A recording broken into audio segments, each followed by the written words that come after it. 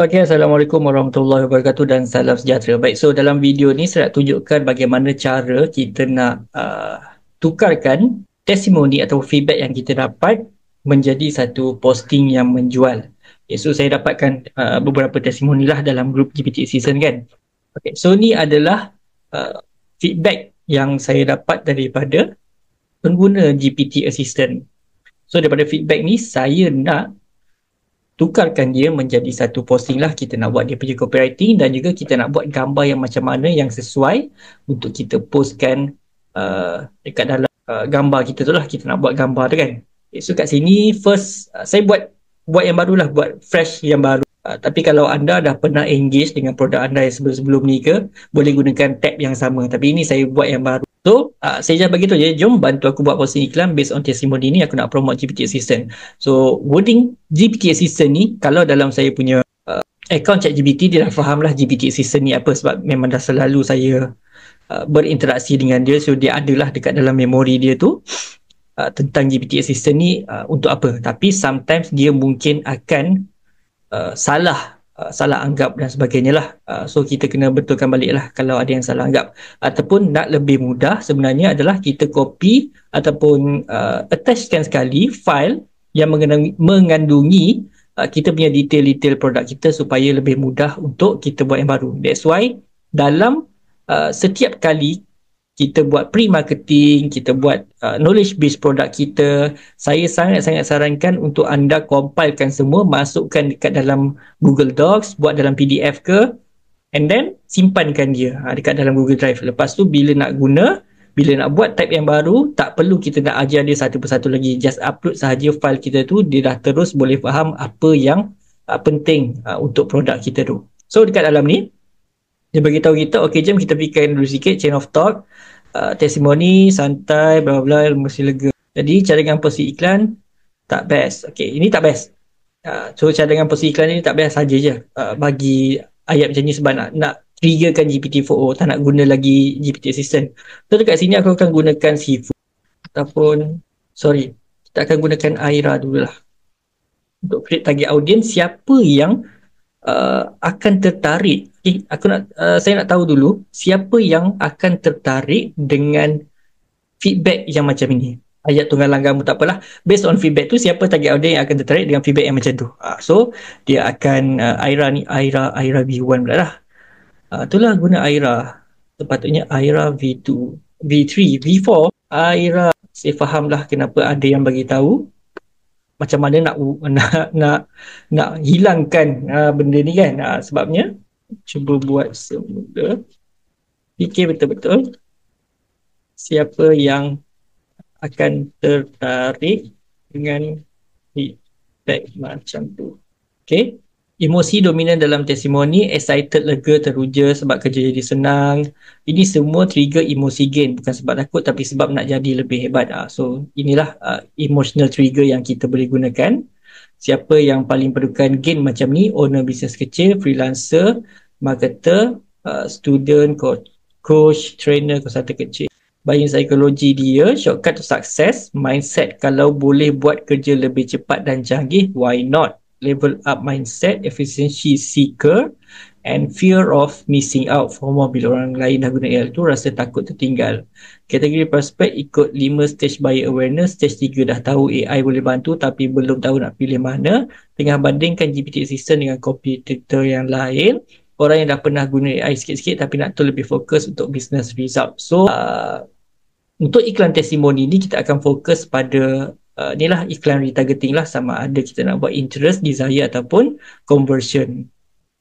Tapi mungkin saya akan buat untuk conversion lah, untuk meyakinkan terus.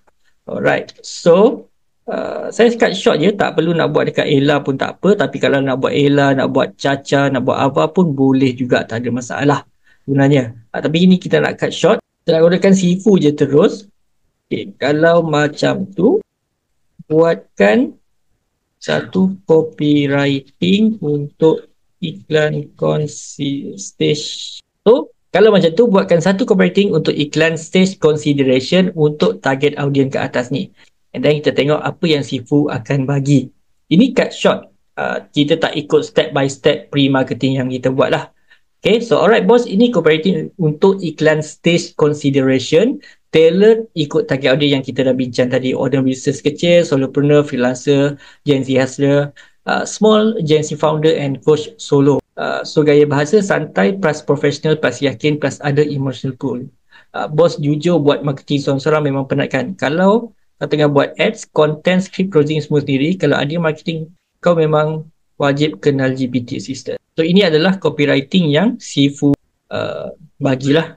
So sekarang kita dah ada dia punya copywriting, kita boleh minta kepada Nora untuk buatkan outline dia dulu. Feedback. Okay, so kita buat macam ni. Okay, based on copywriting caption atas ni, buatkan aku outline gambar untuk aku post bersama copywriting ni. Aku nak masukkan sekali screenshot feedback ni dalam gambar tu. So bagilah screenshot feedback yang kita dapatkan tadi. Kita bagi dekat dia semula untuk dia masukkan dekat dalam outline dahulu. Okay, first step, kalau nak guna Nora ni, jangan terus suruh dia buat gambar, tapi suruh dia fikir dulu apa outline gambar yang mempunyai high commercial value ataupun gambar yang menjual lah. Kalau dalam bahasa pasar ni, gambar yang menjual based on testimoni, copywriting, consideration stage tadi. Kita akan masukkan screenshot feedback ni sebagai elemen utama visual. So tujuan gambar adalah grab perhatian dalam 3 saat, tunjuk bukti testimoni, highlight perubahan benefit jelas dan gerakkan prospek untuk baca caption ataupun klik PM. So ini adalah tujuan gambar tersebut. Alright, so visual dia adalah 1080, 1350. Atas visual hook, headline, bawah background, semua kat sini. Tapi aku tak nak digunakan 1080, 1350 portrait sebab dia macam memanjang bila masuk dekat tu. Aku tak tahu saya sebenar kalau portrait dekat FB, bila kita buat ads, ada button berapa saiz sebenar dia. Sebab bila kita gunakan 1350 ni, dia akan jadi crop. Kalau siapa yang tahu boleh komen ni lah saiz yang sebenar kat bawah ni. Cuba ubah layout tu guna saiz 1080. Okay, kita suruh dia ubah dulu layout. Mungkin dia punya susunan dia tu akan berbeza sedikit. By the way, Nora dia ada dua knowledge base. Satu knowledge base tentang design gambar, macam mana layout dia nak susun, and then satu lagi knowledge base adalah apa ayat-ayat hook yang menarik yang mungkin dia boleh masukkan dekat dalam gambar tersebut. Right, so alright bos, jom adjust layout tadi. Kita optimize untuk square format sesuai untuk FB dan IG feed. Struktur visual, background atas warna solid terang, contoh biru cerah, kuning pop. Okay, kemudian bila dia dah buat macam ni, kita boleh terus suruh dia create image based on outline yang kau lagi. Tapi saya suka kadang-kadang nak lebih tepat lah kan. Nak lebih tepat, kita terus copy dan paste semula kat bawah ni. Ataupun sebenarnya tak perlu pun tak apa. Cuma kadang-kadang, yelah bila dia okey tu okey, tapi kalau dia tak okey tu nanti, dia akan merapu. Jadi saya lebih suka menggunakan style macam ni lah.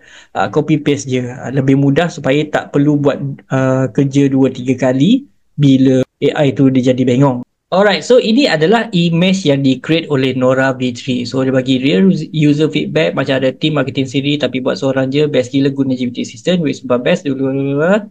Okay, so apa yang saya perasan, bila kita ada screenshot testimoni, dia memang akan buat style yang lebih kurang macam ni lah.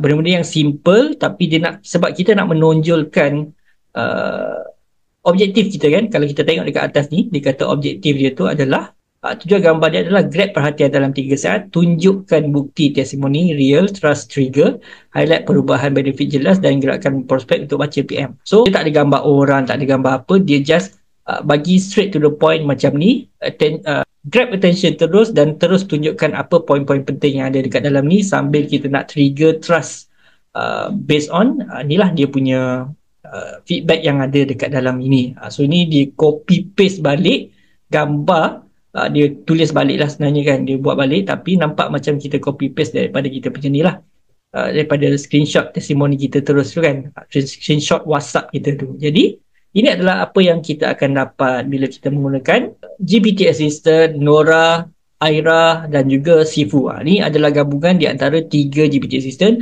bagaimana cara kita nak buat satu posting iklan yang menjual daripada feedback yang kita dapat. Ini adalah salah satu cara macam mana kita nak buat lah. So ada pelbagai lagi jenis cara, korang boleh cuba-cuba menggunakan beberapa jenis gabungan GPT Assistant yang lain pun boleh, tak ada masalah. Ini adalah salah satu contoh saja. Alright, so itu saja dalam video kali ini. Assalamualaikum dan salam sejahtera.